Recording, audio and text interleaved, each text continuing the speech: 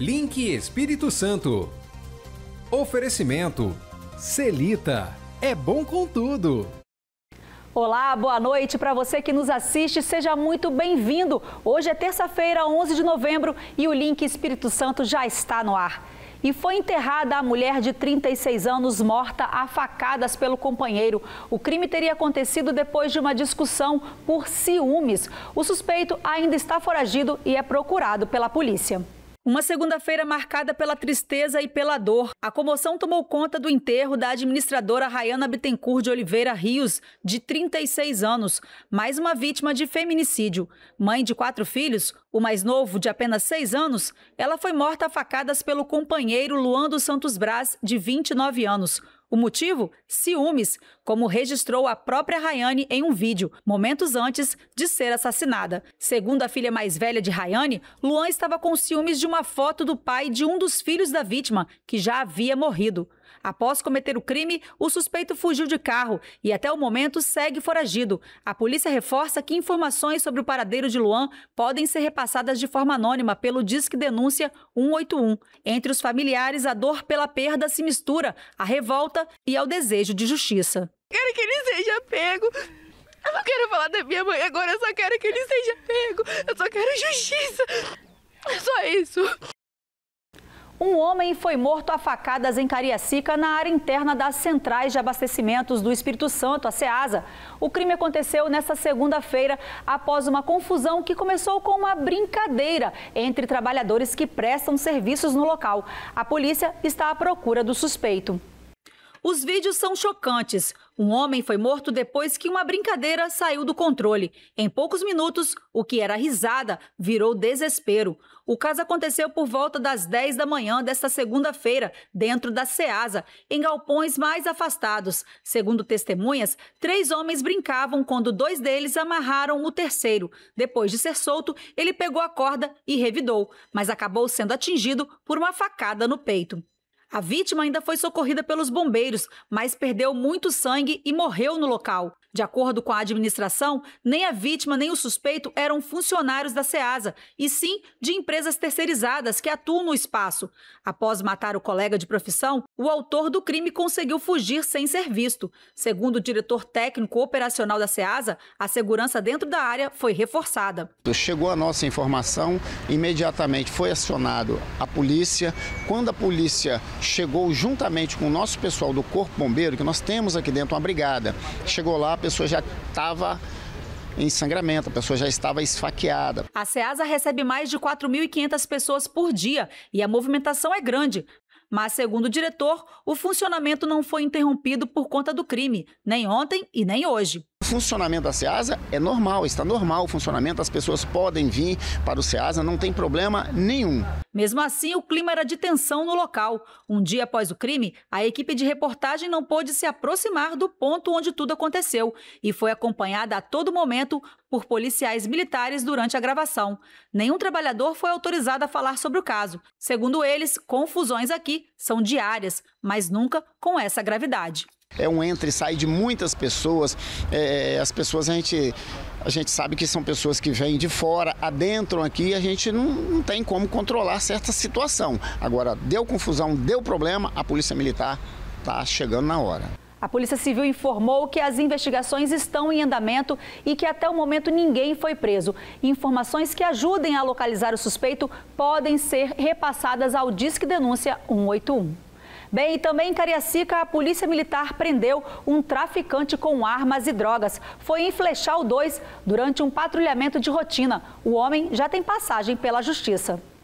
Mais de 300 buchas de maconha, 167 pinos de cocaína, 119 pedras de crack, 80 unidades de skunk e frascos de lança-perfume foram apreendidos pela Polícia Militar nesta segunda-feira em Flechal 2, Cariacica. Durante a ação, os policiais também encontraram uma pistola 9mm, um carregador e mais de 50 munições com um suspeito que foi detido no local.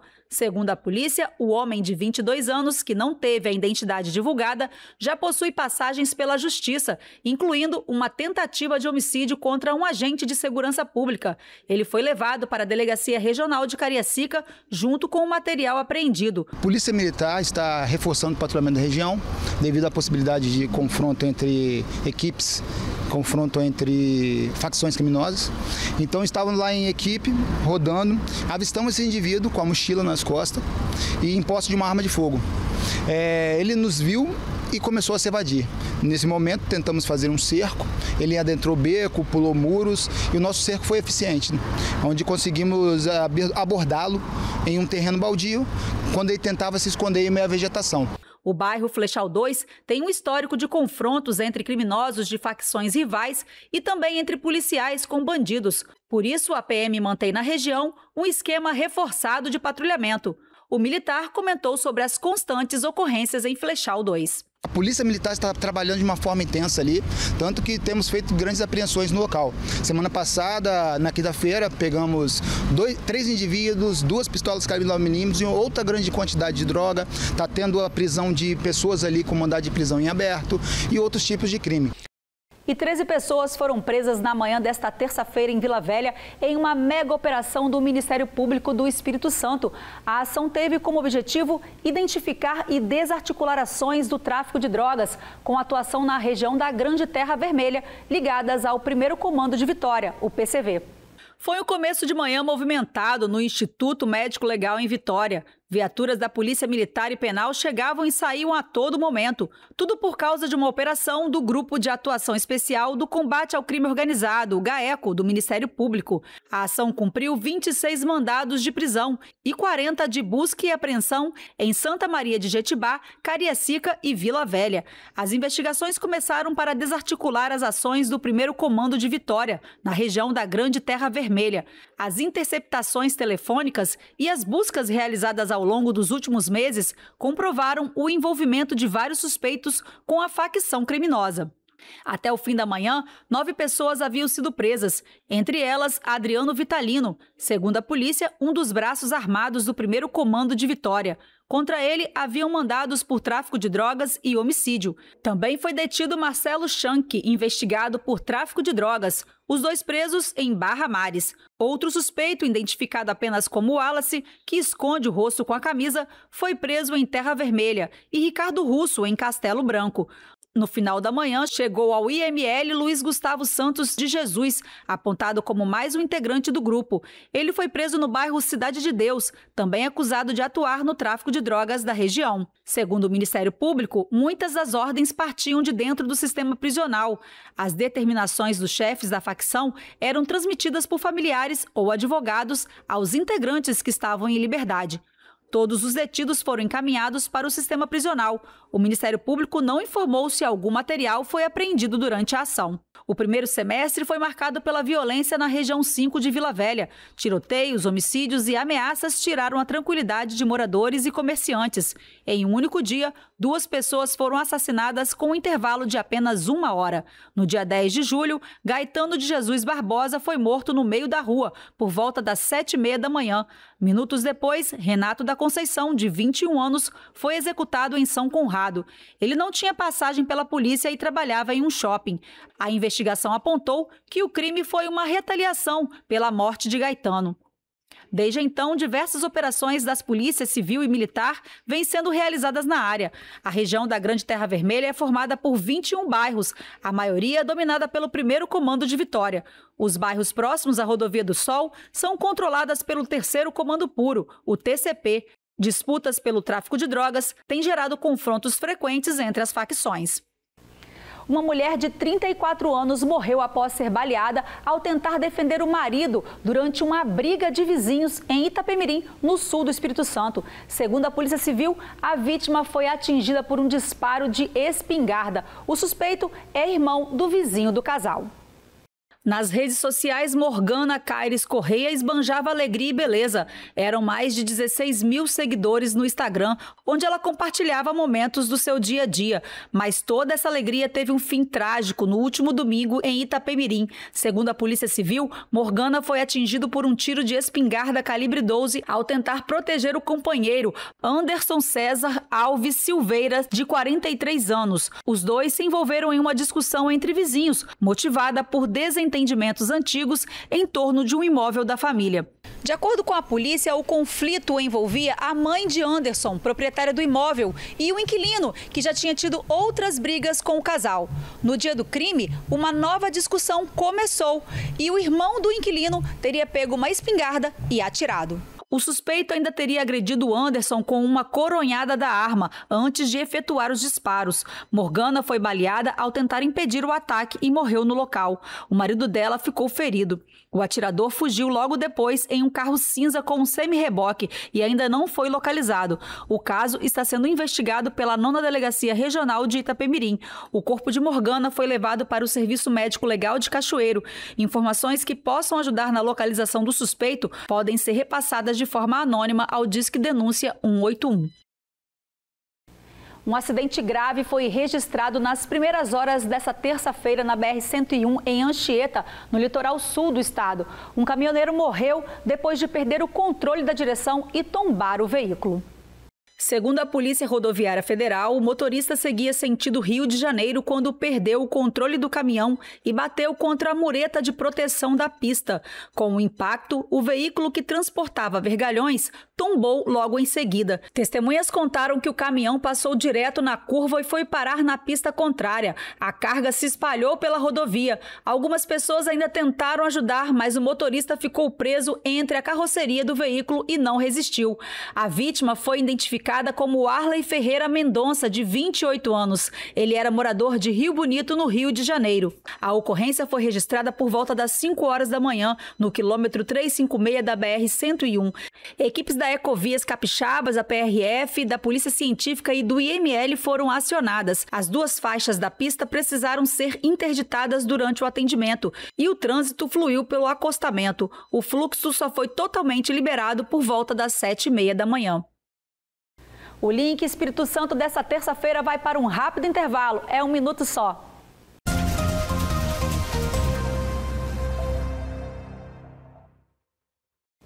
De volta com o Link, vamos ver como fica o tempo nesta quarta-feira. Ar seco associado a um sistema de alta pressão volta a manter o tempo aberto no Espírito Santo. Poucas nuvens em todo o estado e sem previsão de chuvas. As temperaturas mínimas diminuem ligeiramente em todas as regiões. O vento sopra fraco a moderado no litoral. Na Grande Vitória, a mínima deve ser de 17 e a máxima pode chegar aos 28 graus. No sul do estado, a temperatura mínima deve ser de 18 e a máxima de 26 graus. Na região serrana, os termômetros devem variar entre 12 e 23 graus. Já no norte, a mínima será de 16 e a máxima 26 graus. Na região noroeste, mínima também de 16 e máxima de 26 graus. O que parecia um acidente de trânsito pode ter sido um crime de latrocínio em Linhares. Quem traz essas informações sobre esse caso pra gente é Cláudio Alves. Boa noite, Cláudio. Olá, Roberta. Olá, você que nos assiste. A vítima foi encontrada sem vida na entrada para o bairro Santa Cruz, em Linhares, no final de semana. Bom, inicialmente suspeitou-se que o homem teria sido atropelado, mas a polícia descobriu que, na verdade, ele foi vítima de latrocínio. Um caso que parecia um atropelamento se transformou em uma investigação de homicídio, depois que a perícia apontou que um homem teria sido atingido por um disparo de arma de fogo. Humberto Batista da Silva, de 57 anos, foi encontrado morto às margens da BR-101, próxima à entrada do residencial Jocafe, no bairro Santa Cruz. Então, a vítima, quando foi encontrada, ela foi encontrada às margens da BR-101, na pista central. O indivíduo reconheceu, acionou o SAMU, etc., né?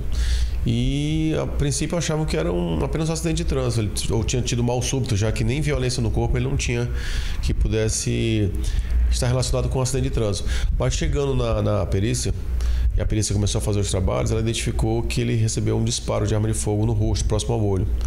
Inclusive retirou o projétil para a balística. Então foi nesse momento que a gente começou a tratar, não como um acidente de trânsito ou um mal súbito, e sim um homicídio. De acordo com informações da Polícia Civil, a vítima era autônomo e era prestador de serviços gerais. No dia do crime, ele havia feito um serviço em um supermercado do município e, quando retornava para casa, foi assassinado.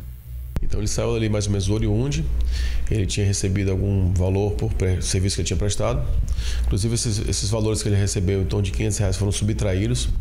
A gente está apurando para entender se esse homicídio é um latrocínio ou realmente um homicídio, se alguém encontrou o corpo e retirou o dinheiro, porque ao mesmo tempo que o valor estava subtraído, ele ainda estava com o celular e com a aliança no dedo, por exemplo.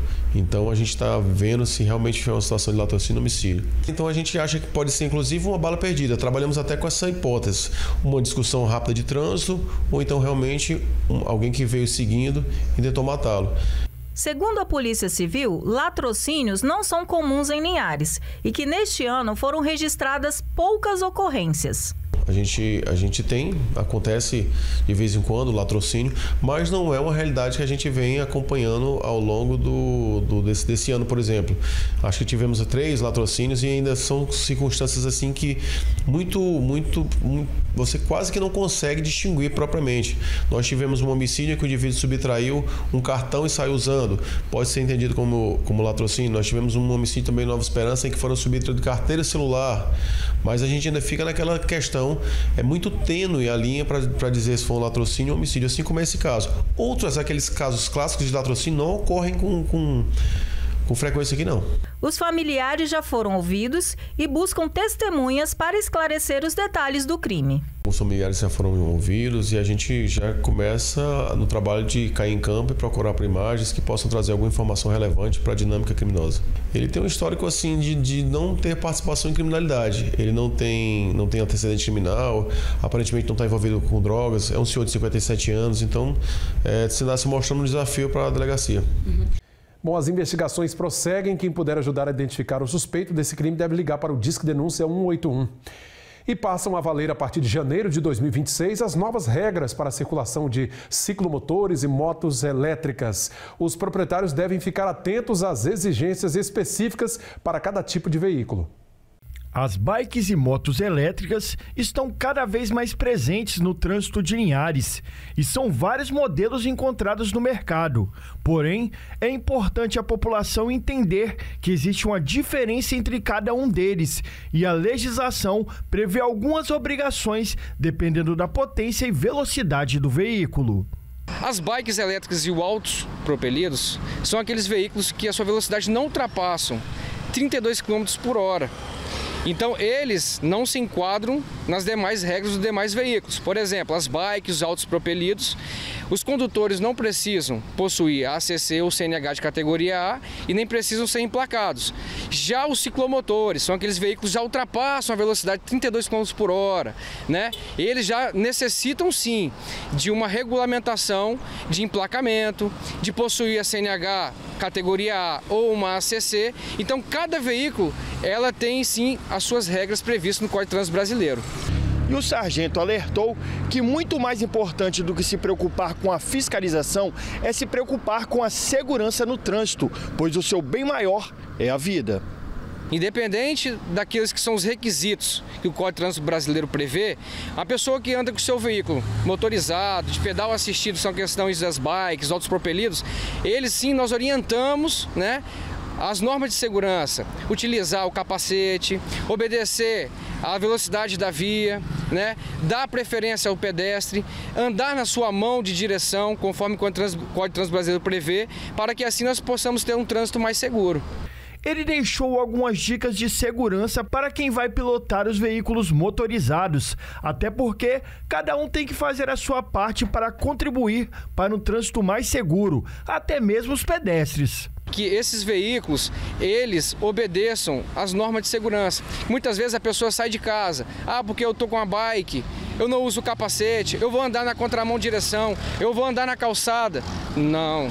você também é o quê? Você faz parte também do trânsito. Como parte do trânsito, você tem que contribuir obedecendo as regras. Por mais que seja uma bike, a bike também ela tem o seu dever de seguir as demais regras dos demais veículos. Por exemplo, nós falamos, andar na mão. Se eu vou andar na calçada, será que tem uma permissão para andar na calçada? Se eu tenho uma ciclofaixa, uma ciclovia destinada à bike, opte pela ciclovia, para que assim você não coloque os demais veículos e pessoas em risco na via.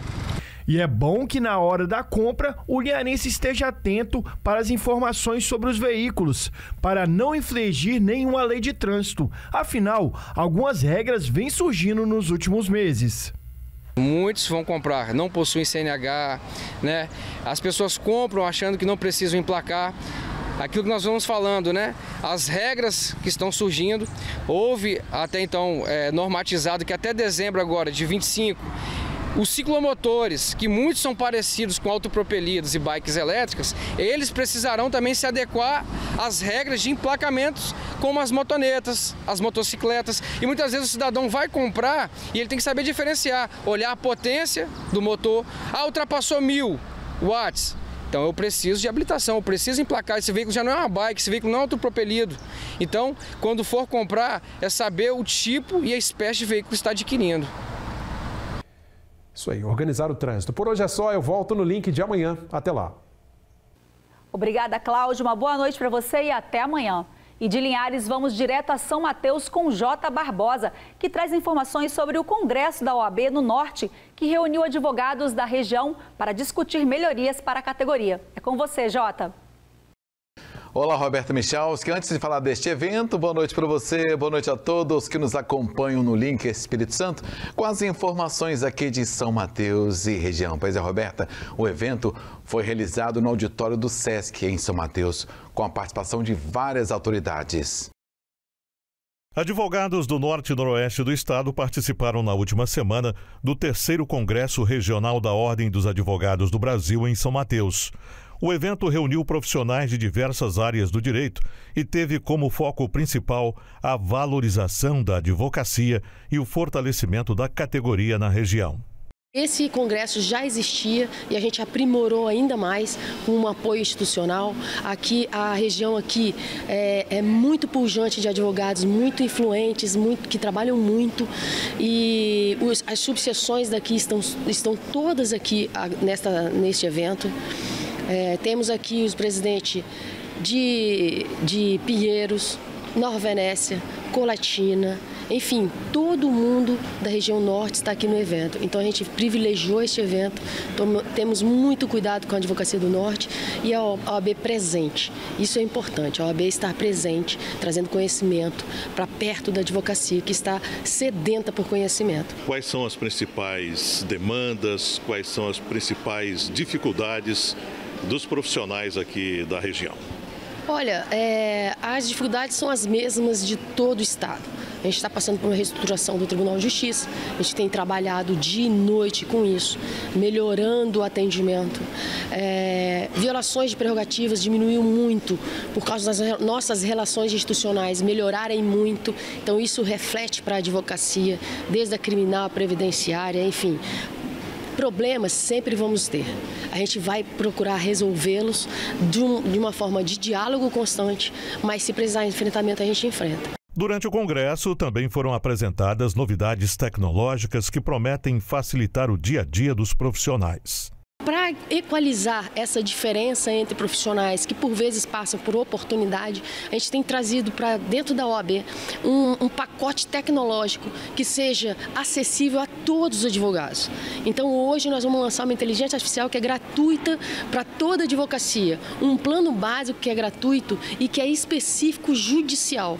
Então é uma inteligência artificial preparada para o sistema judicial e isso vem fazendo desde o início. A gente barateou o Jus Brasil, a gente pegou pró-júris com carência de 6 meses de pagamento, que é um controle de sistema processual, para os escritórios ficarem mais programáticos em suas entregas e mais efetivos em qualidade. Então a gente tem equalizado isso. O desembargador do Tribunal de Justiça do Espírito Santo, Alexandre Pupim, destacou a relevância de realizar o evento no Norte e o impacto das ações de capacitação promovidas pela Ordem. É um evento muito importante não só para a advocacia, mas para toda a comunidade jurídica. Então é uma honra poder estar aqui representando o Tribunal de Justiça no momento de troca de ideias e, como diz o próprio tema do Congresso, construindo pontes para facilitar o acesso ao direito e à justiça como um todo. Como o senhor vê a justiça hoje no Brasil? Não, eu acredito que a justiça hoje ela tem as suas dificuldades, o judiciário tem as suas dificuldades, mas vem adotando medidas para facilitar o acesso à justiça, dar infraestrutura para que os magistrados tenham condições de, digamos assim, levar a justiça ao mais necessitado. O nosso atual presidente, desembargador Samuel, vem promovendo mudanças muito importantes dentro do Poder Judiciário para garantir cada vez mais o acesso amplo e restrito ao cidadão para que tenha acesso à justiça.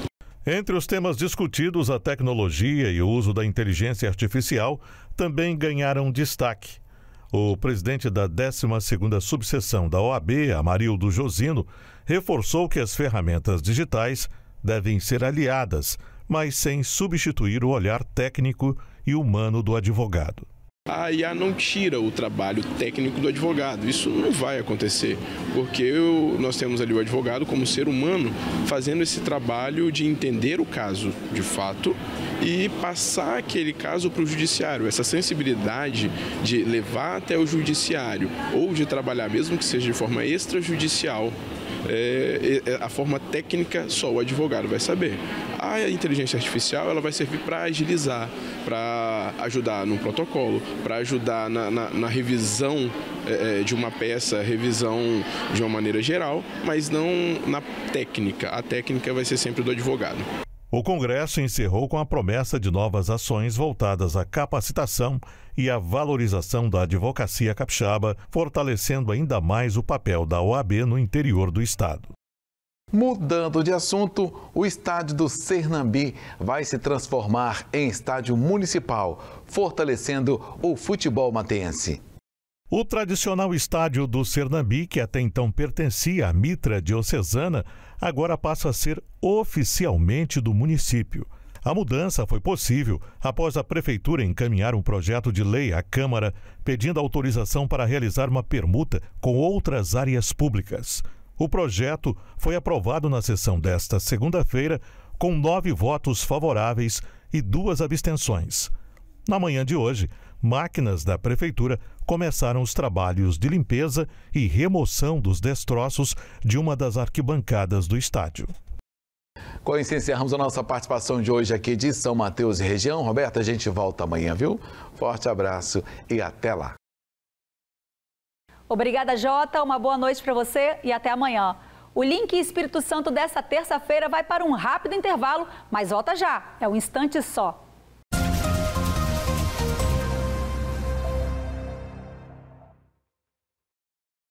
Estamos de volta e agora a gente mostra que a Rodovia do Sol, uma das principais vias de ligação da Grande Vitória, anda às escuras. Mesmo depois de várias reclamações, a falta de iluminação segue colocando motoristas e pedestres em risco. Não é de hoje que a Rodovia do Sol anda às escuras. Desde o começo do ano, nossa equipe mostrou que alguns pontos da via estavam assim, sem iluminação. Meses se passaram e o cenário continua o mesmo. Vários trechos permanecem mal iluminados. Em alguns postes, um lado tem luz, o outro não. Na altura de São Conrado, em Vila Velha, o breu é completo. A única luz vem dos faróis dos carros. Motoristas reclamam da situação. Fica difícil, né, bacana? Aqui não tem luminosidade nenhuma. A saída aqui fica difícil para acessar a rodovia, né? É péssimo, péssimo, péssimo, péssimo. Principalmente porque os faróis cegam a gente, né? Você não consegue ver os perigos, aí existem animais que saem da mata aí. E também tem aquelas pessoas que também ficam circulando na via. Os pontos de ônibus do trecho. Os pontos de ônibus do trecho também sofrem com a escuridão. Esta senhora precisou descer do coletivo com uma criança, sem qualquer iluminação. Perigoso. Eu tenho descido nesse ponto, tem um mês que eu tô me mudando, que eu acabei de me mudar pra cá, e eu sempre tô descendo nesse ponto aqui, e realmente é muito escuro. Ali pra frente também é pior ainda. Este rapaz veio buscar a mãe no ponto de ônibus. Ela mesma conta o motivo. A gente fica com medo, né? Porque não tem segurança nenhuma. A gente fica muito exposto ao perigo aqui, né? A gente não sabe quem está aos arredores, né? Muito perigoso. E aqui geralmente tem assalto. Tem assalto aqui? Aham, geralmente quando as pessoas desembarcam ali do ônibus é assaltada aqui, nesse pedaço. E se à noite falta iluminação, durante o dia, o problema é outro. Registramos um flagrante de desperdício de dinheiro público na mesma rodovia. Nesse trecho, entre a rodovia Darlin Santos e o bairro Riviera da Barra, as lâmpadas estavam acesas. Desperdício? É o mais simples para pensar. Desperdício. Completamente desnecessário. E a luz durante o dia não tem necessidade nenhuma, né? Esse especialista comentou sobre a falta de iluminação na via. É muito importante destacar a relevância que ela tem para a visualização das vias no horário noturno. Como nós não podemos usar farol alto dentro das cidades para não ofuscar motoristas e pedestres, é imprescindível que a iluminação pública esteja funcionando e esteja adequada para a velocidade da via, para que os motoristas possam circular com segurança e para que os pedestres possam transitar visualizando de forma adequada no período noturno os veículos que estão trafegando. Assim, nós garantimos a segurança de todos os cidadãos que estão se deslocando nesse período de menor visibilidade. Em nota, a Secretaria de Serviços Urbanos de Vila Velha informou que a empresa que presta serviço de iluminação para a Prefeitura de Vila Velha está realizando manutenção no local para repor os cabos furtados devido a casos constantes de vandalismo. Os moradores também podem solicitar o serviço da empresa de iluminação do município pelo número de WhatsApp 0800 002 1760 ou pelo site iluminavvcidadeiluminada.com.br. Bem, moradores da Praia das Gaivotas, em Vila Velha, estão enfrentando muitas dificuldades para conseguir atendimento na unidade de saúde do bairro. A falta de médico e uma nova organização por regiões tem gerado confusão e revolta entre os pacientes. Nas últimas semanas, quem precisou da unidade básica de saúde de Praia das Gaivotas voltou para casa sem consulta. Faltam profissionais e o atendimento foi dividido por bairros, o que tem aumentado a insatisfação de quem depende do serviço. Pacientes contam que a unidade atende 4 bairros: Praia das Gaivotas, Itaparica, Jockey e regiões próximas. Mas com a divisão por dias da semana, muita gente fica sem vaga e sem atendimento.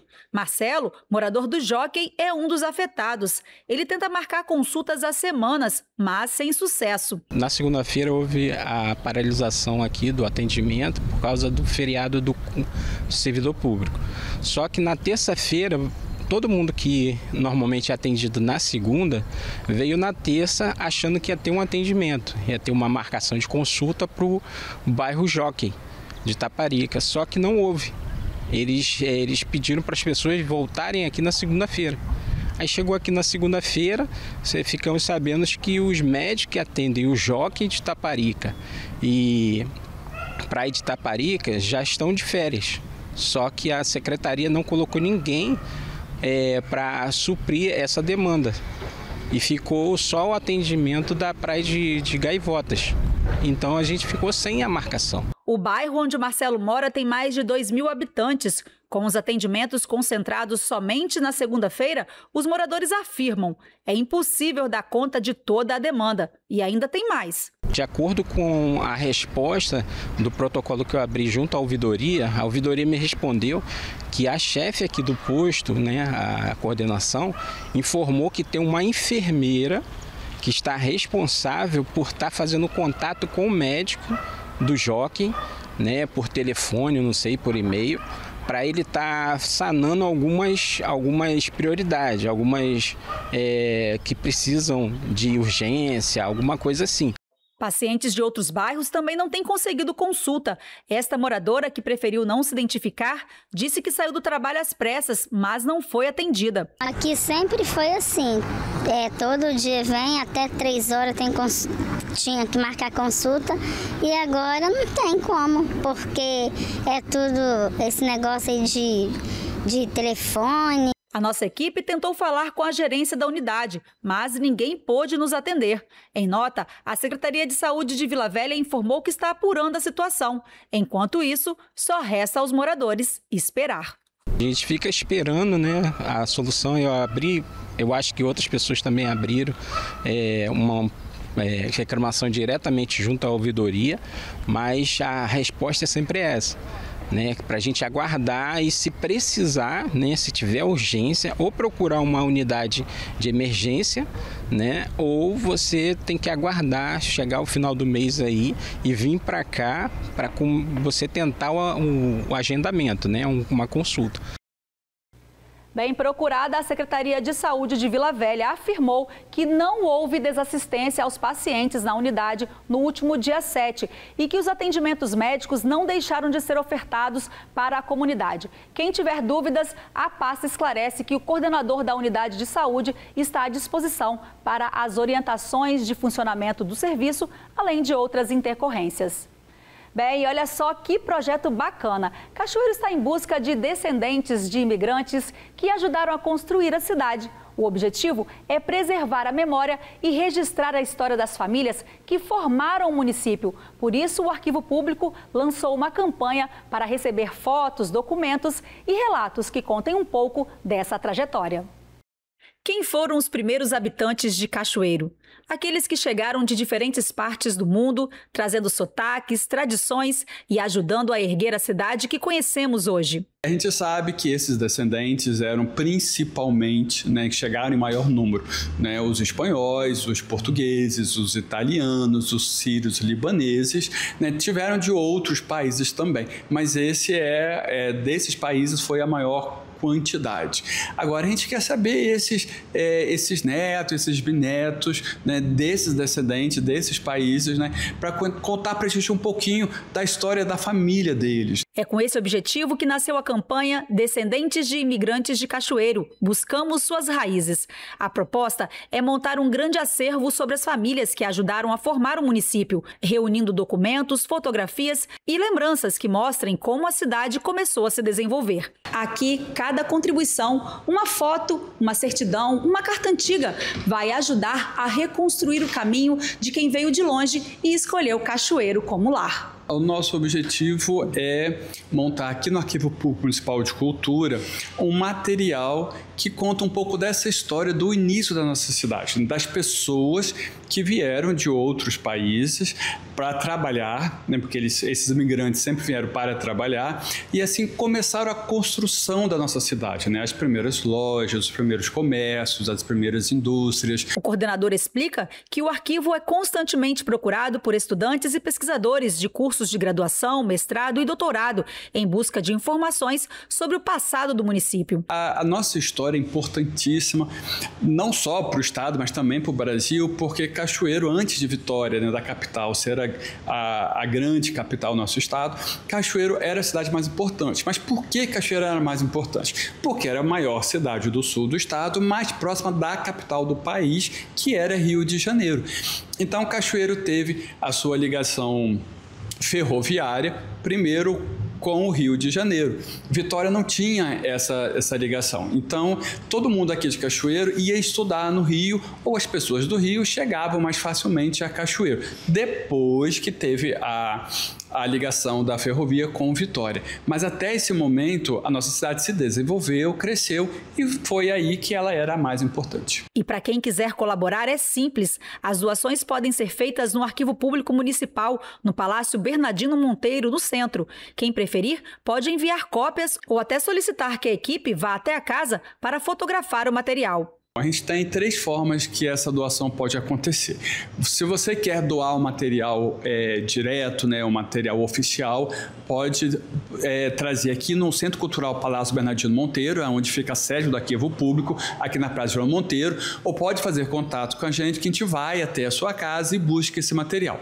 Bom, mas você não quer desfazer desse material, você pode tirar uma cópia e nos enviar essa cópia, né, ou impressa, ou via e-mail, via WhatsApp, não tem problemas. Ou pode trazer esse material, a gente escaneia aqui, tira a foto aqui e devolve o original para vocês. A campanha é um convite para a cidade olhar para trás e redescobrir suas origens. Um resgate de histórias que ajudaram a moldar o presente e que agora ganham espaço para nunca serem esquecidas. Então, se você tem laços familiares com os imigrantes que ajudaram a construir a cidade de Cachoeiro, esta é a sua chance de contribuir com a memória local. E você pode rever o nosso jornal no site sinoticias.com.br, que traz também muitas outras informações. O link dessa terça-feira termina aqui. Para você, uma boa noite e a gente volta a se ver amanhã. Eu te espero.